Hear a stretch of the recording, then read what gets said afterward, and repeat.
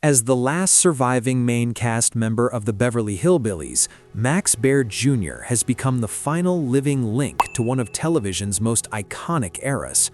For decades, fans have wondered what really happened behind the scenes of the famous mansion in Beverly Hills. Were the laughs genuine? Did the cast truly get along? And most of all, what was the real relationship between Max Baer Jr. and Irene Ryan, the beloved actress who played Granny? Now, at 88 years old, Max Baer Jr. has opened up about the truth, and it's far more human than anyone expected. When the Beverly Hillbillies premiered on CBS in 1962, America was in the middle of social and political upheaval. The civil rights movement was reshaping the nation, and the Vietnam War was escalating overseas. Television audiences were overwhelmed with heavy headlines and uncertainty. Into that tense atmosphere stepped a simple story created by Paul Henning, a country family from the Ozarks who strike oil and move into a mansion in glamorous Beverly Hills, California. The show was an instant phenomenon. Within weeks, it became the #1 program in the United States. Critics dismissed it as silly and lowbrow, but viewers loved it. The Clampett family, led by Buddy Ebsen, played by Jed Clampett, represented honesty, loyalty, and simple values in a rapidly changing world.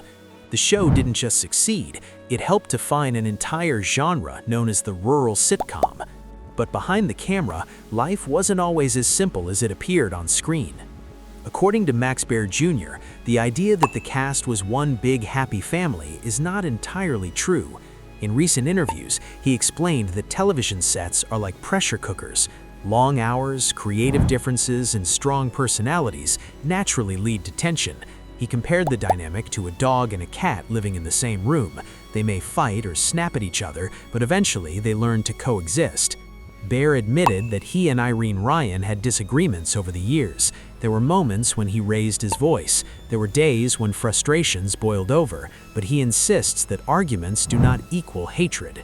If you're close to someone, he has explained, you're going to argue from time to time. In fact, he said that the more time people spend together, the more likely they are to clash occasionally. He also revealed that he sometimes annoyed Donna Douglas, who played Ellie Mae Clampett. On certain occasions, his behavior would make her emotional. At the same time, there were days when Buddy Ebsen would grow frustrated with Baer and walk away mid-conversation. It was not perfect harmony, it was real life. Still, Baer made one thing very clear. No outsider was allowed to criticize the cast.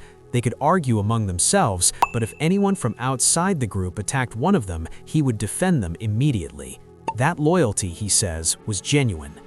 One of the most surprising stories Baer shared involves the very day he auditioned for the role of Jethro Bodine. Both he and Irene Ryan were testing for their roles at General Service Studios.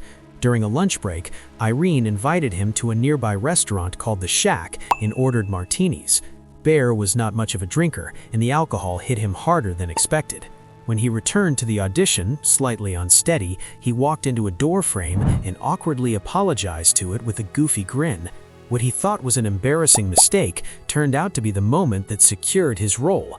The producers loved the clumsy, innocent energy. That unplanned mishap convinced them he was the perfect Jethro. The show itself almost looked very different. Originally titled The Hillbillies of Beverly Hills, the name was shortened by CBS before its premiere because executives felt the original was too long for promotional material. Even the setting nearly changed. Early discussions considered placing the Clampetts in New York City instead of Beverly Hills, but production costs pushed the decision westward. The mansion used in the series belonged to Arnold Kirkeby. The production paid him daily to use the property. However, after his passing, his widow leaked the address, and fans began showing up in droves. Crowds disrupted filming so frequently that outdoor shoots became nearly impossible. Political disagreements also surfaced. Nancy Culp, who portrayed Miss Hathaway, often found herself in heated debates with Buddy Ebsen over politics. Though their arguments sometimes became loud, they did not create lasting bitterness. They were simply strong personalities with opposing viewpoints. Interestingly, Buddy Ebsen insisted that his character, Jed Clampett, should not be portrayed as unintelligent. While Jed was uneducated in formal terms, Ebsen believed he should be wise and morally grounded. Writers adjusted scripts to reflect that, shaping the character into the sensible patriarch audiences came to love. Meanwhile, Max Baer Jr. pulled double duty on the show. In addition to playing Jethro, he also portrayed Jethreen, Jethro's twin sister, in several episodes. Dressed in drag and wearing a wig, Baer brought the character physically to life. However, the voice of Jethreen belonged to Linda Kay Henning, the daughter of Paul Henning. Her voice work added an extra layer of comedy that made the character unforgettable. The show's influence extended far beyond television. In 2010, Mattel released a Barbie doll that closely resembled Ellie Mae Clampett.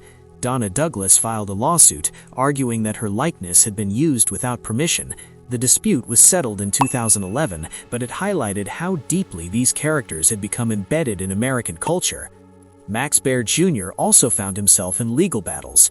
After purchasing rights related to his character, he sued CBS over a licensing deal with a chain called Jethro's Barbecue. Baer believed the network was profiting unfairly from his character's identity.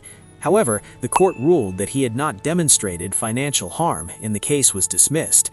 Despite legal setbacks, Baer proved to be a savvy businessman. When the Beverly Hillbillies ended in 1971 after 9 seasons, he struggled with typecasting. Hollywood continued offering him roles similar to Jethro, but Baer had bigger ambitions. Instead of fighting the system, he shifted behind the camera. In 1974, he produced and starred in Macon County Line, a film that became a surprise commercial success, earning approximately $30 million at the box office. 2 years later, he produced Ode to Billy Joe, inspired by the hit song by Bobby Gentry. The film grossed $27 million, cementing Baer's reputation as a serious producer.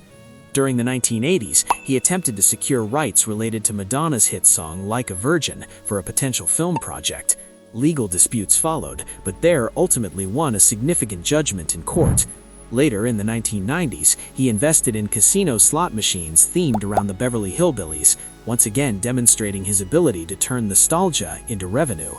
Today, his estimated net worth is around $50 million, an impressive fortune for a man once known primarily as a comedic hillbilly. As for his relationship with Irene Ryan, Baer says time has softened every sharp edge. Looking back, he remembers her as a professional, a mentor, and someone who shared in the intense experience of building a television legacy. They argued, yes, they clashed occasionally, but there was no secret hatred, no hidden feud waiting to explode. The truth, according to Baer, is much simpler.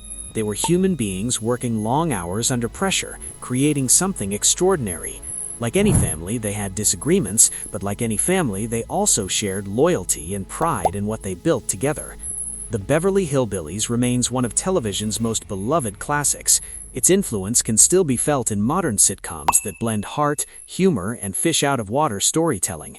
The Clampetts may have been fictional, but the bonds and occasional tensions among the actors were very real. Now, as the last hillbilly standing, Max Baer Jr. carries those memories alone. His reflections remind us that behind every laugh track is a group of real people navigating ambition, ego, friendship, and pressure. And perhaps that's the biggest revelation of all. There was no grand scandal, no shocking betrayal, just passionate performers doing their jobs, sometimes imperfectly, but always committed to the show that changed their lives forever.